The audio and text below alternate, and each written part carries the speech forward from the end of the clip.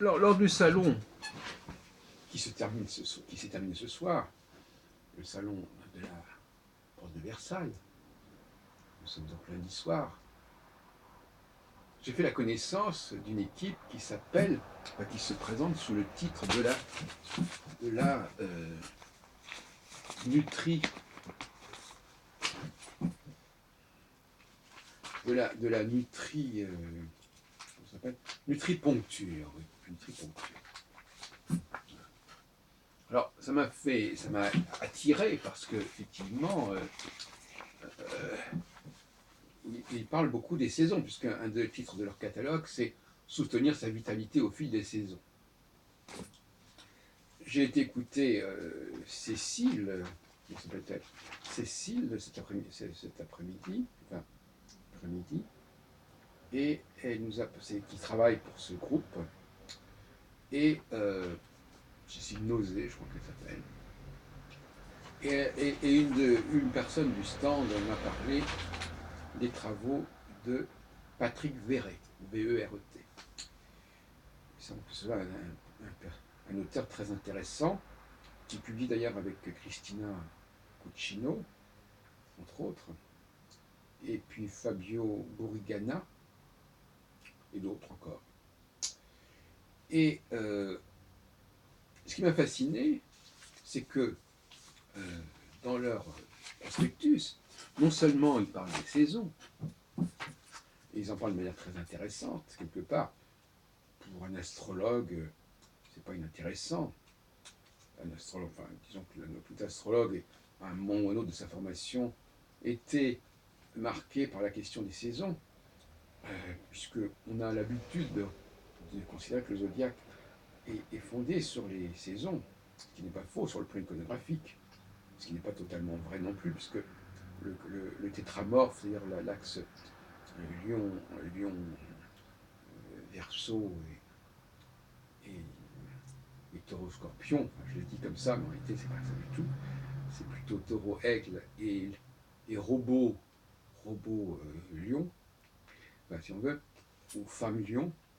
Il y a 5 saisons, été, fin de l'été, automne, hiver, printemps, qui correspondent à 5 familles, et ça nous ramène apparemment à la question de l'acupuncture. Méridien d'acupuncture. Alors, été, famille cœur, intestin grêle. Fin de l'été, famille estomac, rate, pancréas. Automne, famille poumon, côlon. Hiver, famille rein, vessie. Et printemps, famille foie, vésicule, biliaire, MCTR. Bon. Alors, bon, je ne vais pas rentrer dans le détail de tout cela parce que ça m'échappe, ça me dépasse un petit peu. Mais c'est très intéressant, d'autant plus qu'il distingue, et ça c'est très appréciable, il distingue la femme et l'homme. Il y a des distinctions, ils disent qu'il y a des choses qui sont communes, mais il y a des choses qui sont différentes. Et c'est très méritoire parce que dans ce type de salon, on a très peu tendance à distinguer l'homme et la femme, le yin et le yang. Et là, ils le font avec une certaine pertinence. En tout cas, je salue la démarche. Et j'ai appris aussi par une autre personne qui s'appelle Sophie, je crois, ou Sophia, ce sont des gens qui sont installés dans le 06, pareil de Nice, laboratoire Pronutri aussi. Qu'il y aurait aussi un travail sur les biorhythmes, qui serait également partie de leur formation, et qui serait lié à certains mouvements planétaires. Alors, elle n'a pas pu ou su m'en dire plus, mais si en plus il y a cette prise en compte de certains processus planétaires, vous comprendrez bien que cette école de nutripuncture, c'est-à-dire par opposition à acropuncture, m'intéresse parce qu'elle comporte plusieurs facteurs qui nous intéressent. Les biorhythmes et en rapport avec les planètes, même si je ne sais pas exactement de quoi il s'agit pour l'instant, les le masculin et le féminin, et puis les 4 saisons, quelque part. Donc là, je crois que ça vaut la peine de suivre cette... Et d'ailleurs, curieusement, sur leur tableau de présentation, on voit un homme et une femme. Donc déjà, ça veut dire qu'ils réfléchissent quand même sur la dualité. Un homme et une femme au milieu de, de ce cercle saisonnier. Alors pourquoi 5 saisons? Ça correspond plus ou moins apparemment à une structure des 5 éléments en astrologie chinoise et aussi des 5 peut-être divisions de l'année plutôt que 4. De toute façon, on peut diviser comme on veut et on peut toujours trouver des justifications pour n'importe quelle division.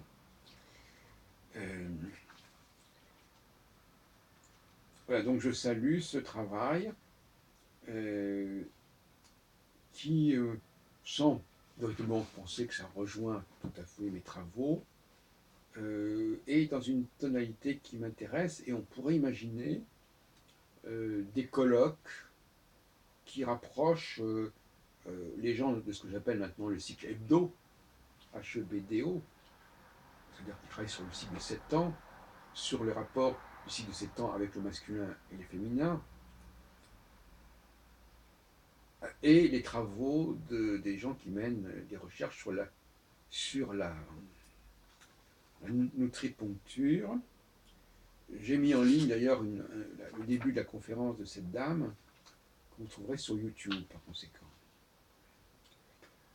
Cécile. Voilà ce que je voulais vous dire à ce sujet.